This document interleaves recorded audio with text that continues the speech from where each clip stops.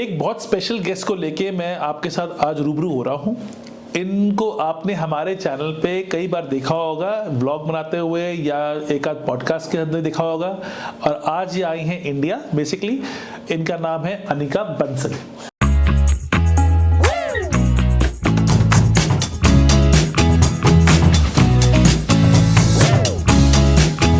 Anika, thank you so much for coming for the session.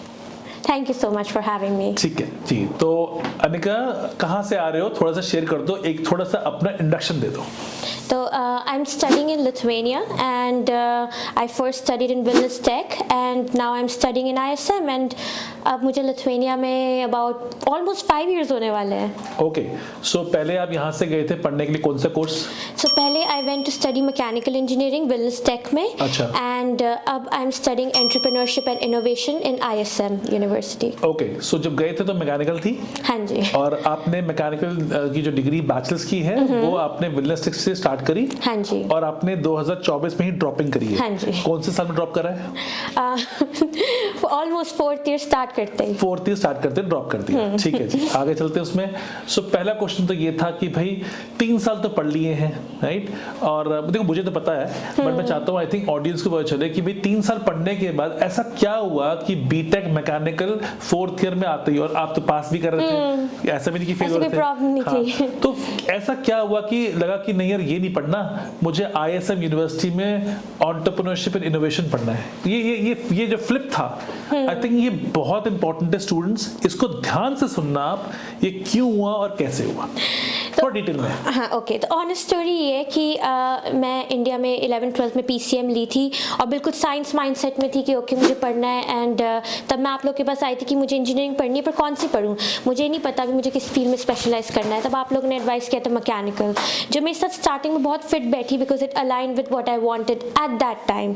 But then जब Lithuania में मैंने 3 साल निकाले अकेले रह के, तब मुझे पता लगा कि this is not what I want, this is something जो in general society, family, engineering, lawyer, doctor, यही फील्ड्स रिस्पेक्टेड इंडिया में मानी जाती है, and whatever you want you can keep secondary. तो मेरा वही माइंडसेट था and I was able to do it क्योंकि इंटरेस्टिंग तो थी पढ़ाई, प्लस बिजनेस टेक में फैकल्टी एंड उनका लिंक मैन्युफैब्रिकर्स, बहुत अच्छी फैसिलिटीज थी, तो I was really enjoying it. But then when I came in 3rd year and when it came to the point where अब मुझे चूज करना है, किसी में मुझे फील्ड में काम करना है, and you know I have been doing recruitment even before I started studying just as a side work. तो I realized that I'm not fully happy, and I still continued to study, and then I reached my 4th year. For 1 year I thought that okay I will just finish my studies, 1 साल बचा है, and अगर मुझे नहीं पसंद आई ठीक है। But when I reached to my 4th year and it was time to work on my thesis, I thought no, I cannot do this, this is not something that I want to do long term, this is not my main goal. मेरा main goal ये था कि मुझे अपना business खोलना है।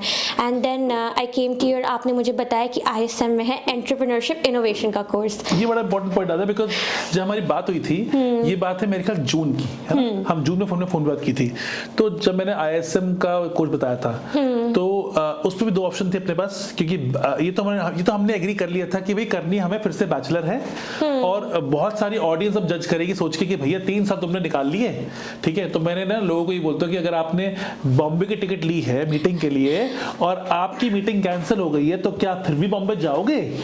Just because इसी example की वजह से मैं थोड़ा सा और कॉन्फिडेंट हो पाई मेरे डिसीजन को लेके, क्योंकि इवन तो मम्मा पापा सपोर्ट कर रहे थे, बट आई वाज थिंकिंग 1 साल बचा है, एंड वही जितने भी लोग यहाँ मुझे बोलते वो सब मेरे दिमाग में चल रहा था 1 साल बचा है।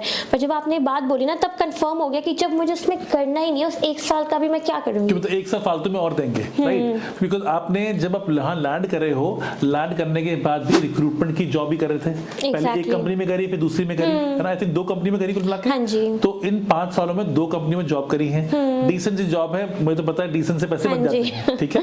तो अब क्वेश्चन आता है कि जब आपने कहा कि मुझे ये बैचलर डिग्री जो है दोबारा करनी है, आई एम श्योर अनिका पूरी सराउंडिंग में से मम्मी पापा को छोड़ के, जो कि बड़े सपोर्टिव हैं आपके पास, तो खासकर बहुत ज्यादा सपोर्टिव है, यू नो, क्या क्या कहा लोगों ने, फ्रेंड्स ने, रिलेटिव्स ने क्या कहा, कि क्या उनके रिएक्शंस क्या थे? उनके रिएक्शन फर्स्ट थिंग वही थे जो आप एक्सपेक्ट करोगे। 1 साल बचा है, कुछ महीने बचे, 1 साल भी नहीं पूरा बचा था, बस ख़त्म कर ले। और अब क्या इंजीनियरिंग चेंज करेगी, उसमें बहुत पैसा है, कर ले, और फील्ड थोड़ी नीश है as compare to business recruitment जितने भी फील्ड्स है। एंड जो रिएक्शन आपके दिमाग में फर्स्ट आया होगा ना सुन के, एकदम जो नेचुरल ह्यूमन रिफ्लेक्स है वही सब आया था कि बीच में क्यों क्विट करना। पर यही मेंटालिटी से मुझे आगे बढ़ना था, जब मुझे उसमें करना ही नहीं है तो मैं डिग्री लेके भी मैं क्या कर सकती हूँ। बिल्कुल ठीक बात है। आई थिंक यही मैसेज ना स्टूडेंट्स को जाना बहुत जरूरी है कि कई स्टूडेंट, मैं सैटरडे को अपने ऑफिस बैठा था, एक बच्चा मुझे मिला, मुझे पार्थ नाम है उसका ना, और मुझे बोलता जी मैंने बीटेक कर रहा हूँ, आईटी में कर रहा हूँ, और मैंने 2 साल कर लिए हैं, 5th सेमेस्टर में मैं हूँ, मुझे फाइनेंस में मास्टर करनी है। और मैंने उसके साथ 1 घंटा स्पेंड करा। मैंने एग्जाम्पल तेरे दिए बैठ के, मैंने कहा भाई ऐसा है, अगर तुझे फाइनेंस में मास्टर करनी है ना, अभी के अभी इसको यहीं पॉज कर दे और इस एजुकेशन को छोड़ के आप इमीडिएटली चेंज कर लो। ये बीटेक आईटी काम नहीं आने वाली, क्योंकि जब बीटेक आईटी कर ली फिर तुम कहोगे जी फाइनेंस करनी थी, कहता मम्मी पापा ने कहा था कर लो, पापा मम्मी ने दिलवाई मुझे, अपने आप मुझे बोल के गया, उसको आ रहा था, वो आ नहीं पाया बैठ के। बट कहीं ना स्टूडेंट्स ना यही चीज समझ नहीं पा रहे हैं कि भाई जो आपको पढ़ना है, अगर आपको जैसी समझ में आता है कि भाई आपने गलत ट्रैक ले लिया है, I think they should change their track immediately. क्योंकि इमेजिन अभी ये बैचलर्स मैंने अब दोबारा स्टार्ट की है, अगर मैंने उसी टाइम 4th अभी बीच में नहीं छोड़ा होता, I would have stayed 1 more year unhappy. उतने टाइम में I might have not even wanted to stay in Lithuania because I am not happy with what I am studying life का बहुत बड़ा पार्ट है, और अगर वही पसंद नहीं आ रहा हो तो फिर तो नॉलेज का टाइम नहीं वेस्ट करना चाहिए बिल्कुल भी। फिर जो पसंद आ, जैसे आपको रियलाइज आपको कुछ पसंद नहीं आ रहा, आपको नहीं पता लाइफ में क्या चाहिए, बट जब पता हो क्या नहीं चाहिए वो छोड़ दो। Clear vision, quick decision gives you lot of advantage in life, plus some guidance. Thank you so much, I really appreciate. But then I think इसके बाद एक और चीज शुरू होती है। हमारे पास 2 ऑप्शन थी, हम वेलनेस टेक में बिजनेस का प्रोग्राम पढ़ सकते थे जो कि सिर्फ 3,000 यूरो का है, जो कि सिर्फ 2,70,000 रुपए का आता है। तो अगर आप सोच रहे हो पढ़ने के लिए तो अच्छा प्रोग्राम है, यू शुड अप्लाई। और दूसरा प्रोग्राम था हमारा ISM यूनिवर्सिटी में, जो कि 6,000 यूरो का साल का डबल कॉस्ट है। सो जब हमने बात करी तो मैंने कहा था कि भाई इस प्रोग्राम को पढ़ना है, एंटरप्रेन्योरशिप इनोवेशन को, तो हम ISM में ही पढ़ेंगे, right? And you are in confusion, 3,000 6,000 double. अच्छा, मजे की बात क्या है, क्योंकि आप तो लिथुआनिया में रहते हो और आप 4 साल से रहते थे, तो आप जैसा बंदा जो वहां बैठा हुआ है, आपके लिए डिसीजन लेना आसान था। कंट्री पता है, सब कुछ पता है, ये रही ISM, ये रही वेलनेस टेक, सारा एक्सेस है ना? तो आपको ऐसा क्या लगा कि भाई मुझे ISM ही लेना चाहिए प्री एडमिशन, मतलब ISM में क्लासरूम में जाने से पहले क्या वो थॉट प्रोसेस था कि नहीं मुझे ISM ही करना है? और दूसरा, क्या वो डिसीजन सही था और क्यों था? ओके, तो इसमें एक्चुअली दो पर्सपेक्टिव्स है। पहला कि प्री एडमिशन जब मेरे सामने 2 कोर्सेज थे, पहले जब तक मुझे नॉलेज नहीं थी मैंने उनको सिमिलर तरीके से देखा। वेलनेस टेक में बिजनेस पढ़ना, ISM में एंटरप्रेन्योरशिप पढ़ना, it's a type of business. तो आई थॉट कोई ज़्यादा डिफरेंस नहीं है, which is why I was confused. But फिर जब थोड़ी और गाइडेंस मिली और जब मैंने कोर्स एक्चुअली देखा, there was a big difference. Business बहुत फॉर्म्स में बहुत जगह होता है, but entrepreneurship right now, startup industry, it's something different. Lithuania में 4 साल रह के मैंने ऑब्जर्व किया बहुत स्कोप है वहाँ for fresh business. And business सिर्फ ऐसा नहीं कि आपने कोई शॉप स्टार्ट की उसको आगे बढ़ा रही, सिंपल बिजनेस, फ्रेंचाइजी वगैरह नहीं, startup. If you have some great idea, there are venture capitals and many people sitting just to hear your idea. And Lithuanian government has its own agency जो support करती है। And now when I thought about that and I thought should I study business where I just learn same economics, finance basics, or should I study entrepreneurship where they say that they're not only going to teach me how to open a startup but how to have that mindset, that innovative mindset that you can come up with an idea that can help you build 100 failed but then 1 successful startup. True. So that made me decide that okay. And then second part ये आता है कि second part जब I joined ISM तब भी I will be honest हल्का सा doubtful तो था कि डिसीजन सही लिया है नहीं, क्योंकि स्प्लिट सेकंड में मैंने था। काफी ज्यादा पुश किया था उस तरफ को, मैंने कहा था ले ले क्योंकि ये बेनिफिशियल होगा। अब चलते हैं उसके बाद की। तो उसमें स्प्लिट सेकंड में जब ये डिसीजन था, जब मैं फर्स्ट डे भी गई, मुझे अभी भी याद है, एकदम देख के मुझे लगा ये तो मैं दोबारा कर रही हूँ, ये क्या हो गया, मैं खुश हूँ या नहीं। And I will be honest 1-2 हफ्ते तक मेरे पास कोई आंसर नहीं था, क्योंकि इंडक्शन था and I didn't want to be split एकदम जल्दी से डिसीजन लेना. Now it's been what 5 months and I think it was the best decision, best decision, क्योंकि there's a lot of difference between Wellness Tech and ISM. ISM Economics Management University and जिसमें course entrepreneurship नया है अभी, I think उन्हें 3-4 साल ही हुए उनको, उसमें they are doing everything different. It's not a classroom course जहाँ बैठो, teachers are saying stuff and you pretend to listen but you don't, which every student does I think. No, it's not like that. वहाँ पे guest lecturers आते हैं. So for example Silicon Valley definitely known for building the best startups or having the best supporters of startups. We had lecturers from there specially to teach us. So हमने एक week उनके साथ intense course किया from Silicon Valley, एक week intense course from Netherlands. एक professor आए थे. They all have successful startups. They are all now angel investors. तो it's not like वहाँ पे बस teachers हैं जिन्होंने books पढ़ी and they are teaching the same stuff. No, they are actual experienced people जो हमें वहाँ आके हमारे साथ mindset share कर रहे हैं, हमें guide कर रहे हैं, but also हमें prepare कर रहे हैं. And when that went ahead, the stuff I learned, I never pitched before in my life. I always had this mindset, but मैंने कभी pitch वगैरह नहीं किया. I learned so much just in 6 months that already now I know that this is the right decision that I made. So it was all worth doing every single. Absolutely. 3,000 euro से 6,000 euro की fees भरना. Yeah, because I can see where that goes. I can see, because of course if you're bringing lectures from Silicon Valley, from different parts of the world, it will cost you. Of course it will cost you, of course, and plus the all the tools that they're providing, of course it would cost. Plus उनकी faculty center के बीच में है. It's the most convenient location कि अगर आपके lectures के बीच gap हो, unlike other universities, you have everything around you. So I can see where it is going and it feels worth it. और इंडियन एम्बेसी के नेबर भी हैं. Indian embassy के नेबर भी है. बिल्कुल. I didn't even realize. फिर एक दिन मैंने फ्लैग देखा ना, realize कि यूनिवर्सिटी यहाँ है, इंडियन एम्बेसी यहाँ है. I think so. वो डिफाइन करती है कि अगर इंडियन एम्बेसी के साथ पे तो लोकेशन क्या होगी. So great. I think very important. जो पहला प्रोजेक्ट था, हम जो बात कर रहे थे कि आपको प्रोजेक्ट करना था फर्स्ट सेमेस्टर में, वो क्या था? कुछ हमने डिस्कस किया था, कुछ पॉडकास्ट की बात करते हैं. पॉडकास्ट या सो ये मुझे इसलिए कंफ्यूजन है क्योंकि हम 4-5 प्रोजेक्ट्स कर रहे हैं. इनमें से एक तो पॉडकास्ट वाला था, एक मैं आपको इंटरेस्टिंग बताती हूँ जो मैंने आपको बताया नहीं था. तो we have a course entrepreneurship and tech based startups. तो एक दिन our professor comes to us and say imagine अभी you have 5 euros in your pocket, you have 2 weeks, it's a competition, make groups, double it, triple it, let's see how high you can go. And we all went crazy because we never faced such kind of challenge. And उस project ने हमें जिस mindset में डाला, people did different things. Some people started baking, some people started doing drop shipping की कुछ cheap country से मंगवा के यहाँ पे कॉस्टली सेल किया. Some people even went to like some funny ways designing t-shirts. But it really pushed us कि okay 2 हफ्ते हमें कैसे बढ़ाना है. एंड उस छोटी सी प्रैक्टिस में ही we already double, all of us. 5 euros से तो डबल हो ही गया था. Some people reached 1,000 by doing drop shipping and 2 हफ्तों के अंदर. And my project was organizing a party and something that students want there, and सिर्फ 2 हफ्तों में. So and that podcast project for example, so we had to find startup owners, entrepreneurs or angel investors, and उसमें that's why I reached out to you and I connected with a lot of people like Revolut founder. Flow Health is a startup now based in Lithuania. Their founders, I connected with them on LinkedIn, and it's out of a classroom experience that I got because of ISM. Worth everything that it's being paid for. I think ये बहुत important है students के लिए समझना कि अगर आप 6,000 euro भी पे कर रहे हो, अच्छा वो सेमेस्टर ट्यूशन फी भी लेते हैं, राइट? सो अगर आप पे कर रहे हो उस पर्टिकुलर यूनिवर्सिटी के लिए तो उसकी वैल्यू आ रही है.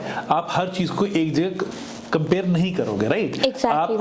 आप सेम कार अगर आपको मिल रही है 25 लाख की सेम मिल रही है, आपको हायर मॉडल मिल रहा है लेकिन वो 30 लाख का है, उसकी जो फीचर्स होंगे वो आपको यूज करने के बाद ही समझ में आते हैं. Agreed. So I think students have to understand and differ also कि बजट कितना है, लेकिन अगर आप स्पेंड कर सकते हो तो I think 6,000 euros a year which is around 5 lakh rupees a year जो आप खर्च करते हो, तो 5 लाख की ट्यूशन फी में आपकी 1 ईयर ट्यूशन फी हो जाती है. नेक्स्ट कम्स इज आपके पास अनिका, मैं आपका बैकग्राउंड जानता हूँ, आप पूरे वर्ल्ड घूमे हुए हो, आप ऑस्ट्रेलिया, यूएसए, कनाडा, कहाँ का घूमते हो. 2 चीजें देखी मैंने. एक ये कि आपने यूरोप जो घूमा है, मेजरली आपने यूरोप घूमा है यूनिवर्सिटी के पैसों पे. Agreed. तो ये जो मैं जब लोगों को बताता हूँ ना, लोग कहते हैं कंफ्यूज हो जाते हैं. तो ये लाइक हाँ ये पॉसिबल कैसे रहा, और ये सिर्फ ऐसा क्यों है कि कुछ ही लोग कर पाते हैं, ऐसा क्या डिफरेंस है कि बाकी बच्चे क्यों नहीं करते हैं? So I will will be honest, I think first बच्चे बहुत रिलाई करते हैं कि अपॉर्चुनिटीज़ उनके पास आए, क्योंकि इंडिया में यही होता है कि प्लेसमेंट्स आती है, सब कुछ आता है, स्टार्टिंग वहीं से होती है। लिथुआनिया में या लिथुआनिया क्या, यूरोप में कहीं भी ऐसा नहीं है कि people come to you have to look for it. And I knew that I wanted not just a university life, not just a life in startups और something, I want more. So then मैं involve हुई बहुत सारे student organisations में। I led a student organisation for 2 years and I still am. And when university saw that there is a student, you know, trying to do so much, they involved me in more projects. So for example, university offered me a project. They have partnership with couple of universities, and they had a university partnership meeting. So they sent me to Rome. अच्छा. They sent me to Rome just so that I can meet with other student representatives like me, partner with them as well, and just work for the students. And so basically all I do is now volunteer, and they offer me opportunities to go to different places. रोम गए हो उनसे, और कहाँ गए हो? Rome, Portugal, and I've been to even Finland. And Finland, I go every semester to support a student organization. Then I've been to Czech. I've been to even I'm ये missing सारा one कुछ place. उनके खर्चे पे? Yes, they give खाना me पीना रहना scholarship. सब वही देते हैं? Yes. तो अनिका, ये क्या और बच्चे भी कर सकते हैं? Absolutely. All you need to do is want that. You need to work in student organizations. You need to network. You need to try get out of your dorms, get out of the house, and then only you will find opportunities. सो जो ESN जिसे हम कहते हैं, European student network, उसके आप president हो basically, और ये सब आपने वहीं से सोर्सिंग किया? Yes. ठीक है। तो ये तो हो गई, चलो आपकी एजुकेशन को लेके बात। अगर हम बात करते हैं आज की डेट में लिथुआनिया जो है, आप रिक्रूटर हो और आप एक बहुत ही हाई एंड रिक्रूटर हो, आप बेसिकली काफी लोगों को प्लेस करते हो। सो टेक्निकली कोई इंसान यहाँ पे देख रहा होगा इस वीडियो को, तो मैं बता दूं कि अनिका बेसिकली काफी refined IT workers, non IT workers जो है वो कंपनी में प्लेस करवाती हैं, और ये इनकी ऑर्गेनाइजेशन है जो कि US बेस है बेसिकली। ये अब न्यू है, अब ब्रिटिश है। अब ब्रिटिश है, ठीक है। तो ये आपकी ऑर्गेनाइजेशन लोगों को प्लेसमेंट कराती है। तो अभी हम लास्ट टाइम बैठे थे, हमने बात करते कि जो लिथुआनिया है, जब से बेलारूस और रशिया और यूक्रेन की वॉर हुई है, और ये बिल्कुल बन के आ गया जी ग्लोबल बिजनेस सोल्यूशन हब बन चुका है सर्विस इंडस्ट्री का। तो मैं उस दिन ना हमारा पीयूष था, हम पीयूष के घर गए थे, राइट। तो पीयूष ने बताया था हमारे को कि भाई भैया ये जो पीयूष भी हमारा द्वारका से ही एक कॉमन फ्रेंड है बेसिकली। तो पीयूष ने बताया कि पूरी एक्सेंचर के अंदर सारे इंडियंस ही इंडियंस हैं, सारे स्टडी पे नहीं आए हैं, दे जॉब अपॉर्चुनिटीज लेके भी आए सीधा। सो बेसिकली क्या ग्लोबल बिजनेस सॉल्यूशन की अगर हम बात करते हैं, ये ग्लोबल बिजनेस सॉल्यूशन क्या है, और एग्जैक्टली इसमें हमारे जो स्टूडेंट्स हैं कैसे कंट्रीब्यूट कर सकते हैं? ओके, सो आई थिंक सबसे simple example I can take is for example Lithuania में अभी हमारी कंपनी का शेयर्ड सर्विस सेंटर है। We don't do any service there, but Lithuania has very skilled labour, international और non international, and very economic country. Living expenses, cost, not just cost of living but even products और groceries, सबसे basic चीज, सब कुछ इतना cheap है। तो of course not just people, international people, but even companies are attracted to such place. So global service centre is just basically a back office for operations, HR, finance, procurement, IT, and which is why I'm in HR, but I recruit not only in these 4 places. I'm based in Lithuania, but I'm recruiting all over the world for engineers, for IT people, for people in all fields. Hindi में करते हैं तो हिंदी में थोड़ा मैं समझ रहा हूँ, मैं इसलिए हाथ यहाँ चला रहा हूँ बैठ के। मुझे समझ नहीं आ रहा क्या बोलना चाह रहे हो, जल्दी जाओ या हिंदी जाओ? मैं हिंदी। अच्छा, सो ग्लोबल बिजनेस सॉल्यूशन हब बन चुका है लिथुआनिया। इसको डिफाइन करना ये सही रहेगा? मैं जो बोलने जा रहा हूँ कि जितने भी आपकी बैकएंड काम है, जैसे नॉर्वे का बैंक है, जर्मनी की बड़ी कंपनी है, उसका बैकएंड का वर्क हो गया, ये सारी जो बैकएंड्स हैं ये सारे अब लिथुआनिया में आ चुके हैं। Yes. और इनके लिए इनको एम्प्लॉइज चाहिए हैं, और ये एम्प्लॉइज मोस्टली लिथुआनियंस तो है ही नहीं।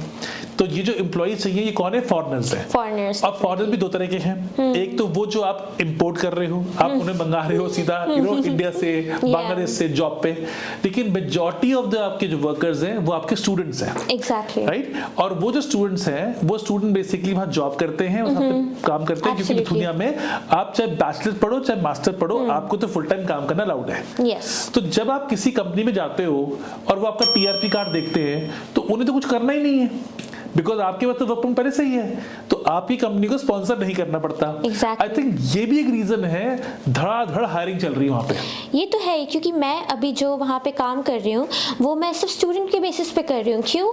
मुझे बहुत लोग कहते हैं कि यार वर्क वीज़ा ले ले, तुझे पढ़ना भी नहीं पड़ेगा, ये भी नहीं करना, जब आई वॉज़न्ट श्योर कि मुझे इंजीनियरिंग करनी है नहीं। बट अब मेरे पास सिर्फ स्टूडेंट बेसिस पे, अगर बाई चांस मेरी जॉब चल जाए, वर्ल्ड इज़ अनप्रेडिक्टेबल, कुछ नहीं होगा, मेरे पास अभी भी student visa, I can find another one. तो एक्चुअली आपके पास स्टूडेंट वीजा के साथ साथ फुल टाइम वर्क परमिट भी है आपको। अगर बेसिकली आप जा रहे हो तो आप ये देखो ना कि आपने पढ़ाई तो करनी है। अच्छा, मास्टर के जो स्टूडेंट्स हैं उनकी जो पढ़ाई शाम को होती है, उनकी पढ़ाई ठीक है, शाम को होती वो है। दिन में करते ही नहीं है, तो दिन में जॉब करो और शाम को जाके अपनी पढ़ाई करो। अब आई थिंक ये बात कितनी सच होगी कि जो सेकंड बात है यार, हाँ। यही ऐसे चल रहा है। ये आप कंफर्म करते हो चीज की मास्टर हाँ जी, मास्टर्स अगर मैं अभी, आई विल बी ऑनेस्ट, मैं थोड़ा सा एनवी करती हूँ, काश अगर बैचलर्स हो गई होती तो मास्टर्स में थोड़ा सा स्केड्यूल ईजी है, and I didn't want engineering. तो अभी मैं ISM की ये भी एक अच्छी बात है कि उनका जो स्केड्यूल है ना, स्टार्टिंग में इंटेंस होता है और आगे जाके इट्स मोर बैलेंस, क्योंकि उनको पता है जो बच्चे एंटरप्रेन्योरशिप पढ़ रहे हैं वो ऐसे नहीं घर बैठेंगे, वो ऐसे जो साथ साथ काम कर रहे होंगे। तो वेलनेस टेक के टाइम पे मुझे दिक्कत हो रही थी, पर अब ISM का स्केड्यूल बहुत अच्छा है कि तभी मैं और भी बेटर जॉब कर पा रही हूँ, जहाँ मैं अपना बेटर टाइम दे सकूँ एकदम। तो ये तो है कि यहाँ पे बैलेंस दोनों करना ही पड़ता है, but that's the key. And आपने एक बहुत बढ़िया चीज़ पकड़ी, बैंक्स। सबसे मेजर वहाँ पे जो कंपनीज है वो बैंक्स ही है, जैसे दांस्की बैंक है, एक मैं सबसे बड़ा एग्जाम्पल लूँगी। अगर आप लिथुआनिया जाओगे, आप पक्का पता लगी जाएगा, उनकी बैंकिंग सर्विसेज कुछ नहीं है लिथुआनिया में, आप बैंक अकाउंट नहीं खोल सकते दांस्की बैंक का लिथुआनिया से, नहीं। पर उनके 4000 एम्प्लॉयज है लिथुआनिया में, 4000। डेनमार्क का बैंक जो कि 4000 एम्प्लॉय लिथुआनिया में रखता है और ₹1 की बैंकिंग नहीं करता लिथुआनिया में, नहीं। इसका may be international banking but local banking नहीं है, मतलब सारा का सारा बैकएंड स्टाफ वहीं पे, सारा बैकएंड का स्टाफ वहीं है। तो टेक्निकली वही हो गया ना कि हमने कॉल सेंटर बनाया नोएडा में या गुड़गांव में और सर्विस दे रहे हैं पूरे इंडिया को। हाँ जी, वही किया। एंड लिथुआनिया में इसी रीजन से किया क्योंकि वहाँ जो इंटरनेशनल बच्चे आ रहे हैं, देयर क्वालिटी प्लस लिथुआनिया के रूल्स जो है, अभी आपने एक पॉइंट मेंशन किया कि आप स्टूडेंट कार्ड की बेसिस पे, पहले नहीं था, अब चेंज हो गया, बैचलर्स हो मास्टर्स हो आप काम कर सकते हो। कंपनीज को वो प्रेशर नहीं है जहाँ पे उनको एम्प्लॉयमेंट सर्विसेज को दिखाना पड़े कि क्यों इनको वर्क परमिट देना, एक प्रोसेस होता है हमेशा। पर आई थिंक यही चीज ना लोगों को समझनी पड़ेगी कि बेसिकली अगर आप ये चीज कर रहे हो, क्योंकि वहां पे डिमांड इतनी हाई है, क्योंकि सारा काम कौन करता है, यूक्रेन, बेलारूस और रशिया कर रहा था, अब वो पूरी इकोनॉमी बंद हो चुकी है। तो अगर आज सेंट्रल यूरोप को कहीं भी कुछ काम करवाना है तो तुम करवाओगे कहाँ पे, नियरेस्ट कहाँ करवाओगे? यूके में करा नहीं सकते, महंगा है, आयरलैंड महंगा है, जर्मनी महंगा है, तो इन लोगों को सारा काम बाल्टिक्स से ही करवाना पड़ेगा। और बाल्टिक्स के जो खुद के लोग हैं वो जा रहे हैं जर्मनी से में काम करने के लिए, राइट? आपको पता है एक और चीज है कि सिर्फ लिथुआनिया ऐसा नहीं, पोलैंड भी ऐसा, स्पेन भी ऐसा चीप है, पर यहाँ क्यों नहीं जाते हो? यहाँ की गवर्नमेंट्स इतनी सपोर्टिव नहीं है। लिथुआनिया की गवर्नमेंट अभी जो उनका इकोसिस्टम है ना, वो सिर्फ अपने लोगों को हेल्प नहीं कर रहा, जितना फैसिलिटेट कर सकता है ना फॉरेनर्स को, हम बना रहे हैं उनकी कंट्री, उनके साथ मिलकर। And I know some people might say racism remarks कि यार ये तो आके हमारी जॉब ले रहे, नहीं, हम उनके साथ मिलके काम कर रहे हैं। उनके पास तो बंदे ही नहीं है ना। Exactly. अगर आज की डेट में एक्सेंचर कहता है कि मुझे बंदे चाहिए, अगर उनके पास होते 3 मिलियन की पॉपुलेशन के ऊपर कितने कहां से ले आओगे? तो उन्हें पता है, इसीलिए तो उन्होंने ये सिस्टम बनाया है कि भैया अच्छा खासा वीजा का सिस्टम चल रहा था, उन्होंने कहा हमें वीजा का काम ही नहीं करना, हमें वर्कर चाहिए, अगर वर्कर चाहिए तो हमें फटाफट से कार्ड बांटने हैं, प्रोसेस करने हैं। तो कहीं ना कहीं इस चीज को लेके स्टूडेंट्स का बहुत अच्छा बेनिफिट हो चुका है, और आई थिंक स्टूडेंट इस बेनिफिट को और तब ले सकते हैं अगर उन्हें ये समझ में आए कि study in Europe at Indian cost. Exactly. कितने पैसे खर्च होते हैं खाने पीने रहने में। एक मैं तुम्हारी बात नहीं करूंगा, तुम्हारा बिरयानी का मुझे पता है कि ये अनिका तो खान से खाना मंगाती है। अभी छोड़ के चलो, जब मैं इकोनॉमिक रह रही थी, ऐसे ले लो। लेट्स से कि एक बच्चा अगर हॉस्टल में रहता है तो वो कितने पैसे खर्च कर लेगा एक महीने में खाने में? ओके, तो मैं आपको एक बार ओवरऑल बताती हूँ जितना मुझे याद है। जब I was living in dormitory तब मैं ऐसे नहीं थी कि इतना लैविश, अब तो जैसे लाइफस्टाइल आगे बढ़ता है पैसा बना रहे हो, खर्च करने दिक्कत नहीं होती है। हाँ जी, पर अभी जब मैं उस टाइम पे लैविश नहीं करती थी तो डॉर्म का रेंट अप्रॉक्स अभी ले लो, अभी के हिसाब से अबाउट 200 जाएगा। उसके सिवा फूड मैं लोगों के साथ मिलके खाती थी, क्योंकि डॉर्मेट्री में होता है, लाइफ यही होती है, तो उनके साथ मैक्स मेरा ग्रॉसरीज में 50 to 70 स्पेंड होता होगा, और वो भी अगर मैं अकेली भी खाऊं उसको भी मिला के। प्लस आप ले लो, चलो आप बाहर का कंट्रोल नहीं कर सकते, थोड़ा तो खाओगे, एंजॉय करोगे, तो लीजर खाना और सबको मिला के मे बी 100 मोर स्पेंड कर दिया, तो 150 to 170 में मेरा खाना, घूमना, लिथुआनिया में लाइफ अच्छे से निकल जाती थी, प्लस 200 उसका। एंड अभी आपने क्या बोला, वहाँ सैलरी स्टार्ट 200 ही, बिकॉज आप आई थिंक शेयरिंग नहीं कर रहे थे। मैं शेयरिंग नहीं कर रही थी। अगर मैं शेयरिंग कर रहा हूँ तो मेरा 15,000 का हॉस्टल है, ठीक डिसेंट वाला हॉस्टल, 100 यूरो में और डालता हूँ ऊपर, 25-26 हजार रुपए में मेरा खाना पीना रहना हो जाएगा अगर मैं शेयरिंग में हॉस्टल कर रहा हूँ तो। Agreed. और आपका तो इंडिविजुअल था, तो इसलिए मैं 200 था ना, इसलिए राइट। सो आई थिंक ये भी बहुत बहुत इंपॉर्टेंट है। बहुत सारे स्टूडेंट हैं मेरे पास, जो अभी हमने वीडियो डाला है, देहरादून के स्टूडेंट्स हैं, जिन्होंने बताया कि वो वेलनेस यूनिवर्सिटी की डॉम में रहते हैं और सिर्फ 100 यूरो पे कर वो रहे हैं। और भी कम है, क्योंकि वो शेयर्ड, उनने सिर्फ नेसेसरी चीजें रखी। वेलनेस टेक तो फिर भी अपना डॉम अपग्रेड कर रही है, बिल्कुल। पर वेलनेस यूनिवर्सिटी ने एकदम मिनिमल इकोनॉमिक रखा है, just enough to have a very simple 10,000 rupees per month, सही बोल रहा हूँ? और 4 साल पहले वेलनेस टेक का भी यही था, जब तक उन्होंने इतना अपग्रेड, अब तो काफी रेनोवेशन कर लिया। वो पैसा लगा रहे हाँ, तो उसकी तो लगा ही रहे हैं। तो 15,000 रुपए में आपने कहा जी वाटर, हीटिंग, इलेक्ट्रिसिटी, इंटरनेट सब कुछ मिला के। ओह, ये तो मैं इंक्लूड करना भूल ही गई, ये सब यूटिलिटीज इंक्लूडेड है। अच्छा, और आपको पता है, जितना गर्म पानी यूज करो, कभी ऐसा नहीं होगा एक्स्ट्रा यूज कर लिया तो आ गया। वाईफाई भी इंक्लूडेड है, और आपकी वॉशिंग भी, जैसे आपके जो बेसिक लिनन है उसकी वॉशिंग भी इंक्लूडेड है। तो आप वो अपने क्लीनिंग के बंदे भी भेजते हैं आप? हाँ, तो वो आप हर महीने में 2 बार अपनी वो लिनन लेके जाते हो, अपने बेड कवर, बेडशीट, चादर, क्योंकि वो सब नॉर्मल वॉशिंग मशीन के लिए नहीं है, and they clean it and they give it back to you immediately, a new set. बताओ, इससे ज्यादा क्या चाहिए? कुछ नहीं चाहिए ज्यादा। सही बात है ना। आई मीन, और अगर हम हॉस्टल की बात करते हैं, दो मेरे काफी वीडियोस में मैंने डाल रखा है, मैंने चलो पूछ लिया मैंने, तो जब ट्रैवलिंग करते हो बैठ के, तो मुझे बच्चों ने बताया कि 500 रुपए हम खर्च करते हैं महीने का एज अ ट्रैवल पास के ऊपर। कितना सच्चाई है ये? तो बहुत, अरे अगर आप if you don't believe, search Ryanair flights. अच्छा। मैं अभी, आपको पता है, मेरी फर्स्ट ट्रिप में बता दी जो मैंने एकदम स्पॉन्टेनियस की थी, मैं गई थी डेनमार्क। आप गेस करो INR में कितने की होगी टिकट, थोड़ा सा एक आइडिया, अगर आप यहाँ से okay, अगर मैं मुझे ना पता कितनी होगी, मैं एक बच्चे की तरह गेस करता हूं। एक बच्चे की तरह गेस करो। मैं गेस करता हूं। हाँ, कि लिथुआनिया टू डेनमार्क 15,000 रुपए की। 15,000, उससे 1 0 कम कर दो। 1500 रुपए की। ओके। और ये भी Ryanair फ्लाइट्स, एंड ये सिर्फ एक नहीं है, अगर आपको लगेगा कि ये सिर्फ एक स्पेशल है पर इसमें सीट्स आती होंगी, नहीं, ऐसी 2 एयरलाइंस है, Wizz Air, Ryanair, and they have very very cheap, बहुत चीप टिकट्स है। कि मैं जब ट्रैवल करी थी इसी पे, जब मैं अब तो जॉब है अच्छी, जब नहीं थी और मैं जब ट्रैवल करती थी, सब मुझसे पूछते इतना कैसे ट्रैवल करी, सब सोचते अरे बहुत कमा रही होगी, घर से आ रहा होगा, नहीं, बिल्कुल भी नहीं। इवन इन 100 यूरोज मैंने डेनमार्क की ट्रिप की, कोई बिलीव नहीं कर सकता कैसे।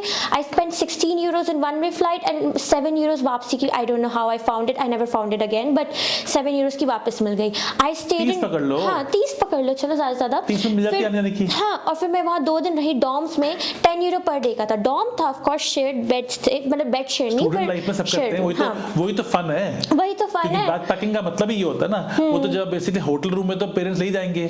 आई थिंक वो यूरोपियन बैकपैकिंग जो कल्चर है, मैंने खुद ने करी हुई है, तो मुझे पता एग्जैक्टली कि जब वो डॉर्म में जाते हो, आप शाम को देखते हो सारे लोग एक ही जगह बैठे होते हैं। हाँ, और आपकी, मेरे इतने लोग हैं जिनके साथ मैंने आगे ट्रिप्स किए, वो मैं उनसे वहां मिली हूँ। एंड अब आप ले लो 50 हो गया फ्लाइट्स का और डॉर्म्स रहने का मिला के, ठीक है, 50 बचा। उस 50 में 2 दिन में खाना मैं कितना खा सकती 2 दिन में, और पूरा घूम सकती, एंजॉय कर सकते हैं। वॉकिंग बहुत इंपॉर्टेंट है, यूरोप में सब कुछ पास पास है, छोटा है। Went to a city call Albert, Germany कह रही, डेनमार्क में, एंड आराम से वॉक करके मैंने पूरा अच्छे से एंजॉय किया, एंड 100 में आराम से मेरी ट्रिप हो गई। आई थिंक ये जो अनिका बता रही है ना बात, ये एक्चुअली बात तो सच है, लेकिन इसके लिए आपको प्लानिंग जरूर करनी पड़ती है। ये है, पता होना चाहिए क्लिक कहाँ मारने हैं, कब मारने हैं, राइट। आपको पता है कि भैया अगला वीकेंड सनी आ रहा है, आपको स्पेन जाना है, दिखा रहा है वेदर में, उठा लो, टिकट मिल रही है, राइट। लेकिन अगर आपको पता होना चाहिए स्काई स्कैनर से टिकट मिलती है, राइट, आपको पता होना चाहिए कि booking.com से कौन सा हॉस्टल लेना है। एग्जैक्टली। और इसमें पता है कैच क्या है, ये मैंने टिकट 1 हफ्ते पहले बुक की थी। अगर जैसे एडवांस में प्लान करते हो, सीजन हो, तो डेनमार्क, एम्स्टर्डम, इन सब की टिकट्स बहुत एक्सपेंसिव होती है। But I keep checking from time to time, और मैंने देखा कि अभी next week off season type है, एंड 16 यूरोज की tickets I didn't think and I booked. Anika, हमारे लिए और भी लोग वेट कर रहे हैं, हमें ऑफिस जाना पड़ेगा, सो इस पॉडकास्ट को यहाँ पॉज मारेंगे। आई होप कि हमें और टाइम मिल जाए दोनों को इसी ट्रिप में और हम एक बार और बाकी का पॉडकास्ट कर सके। पर अभी के लिए guys, thank you so much so watching to our this session. I think lot of people will have lot of understanding now कि लिथुआनिया की जो अपॉर्चुनिटी है वो कितनी वाइजिबल है और क्यों है। सो मिलते हैं अनिका के साथ दूसरे पॉडकास्ट पे, जो कि पूरी कोशिश करूंगा कि हम बना सके, but I am sure time बहुत कम है। और अदरवाइज अगर आपको और भी कोई क्वेश्चंस हैं तो आप कमेंट कर दीजिए अपने इस वीडियो के अंदर, and we'll try to answer every question in detail, ताकि आपको लिथुआनिया के बारे में, यूनिवर्सिटीज के बारे में, कंट्री के बारे में किसी किस्म की कोई क्वेश्चन, कोई डाउट ना रह जाए। Thank you so much. Thank you so much.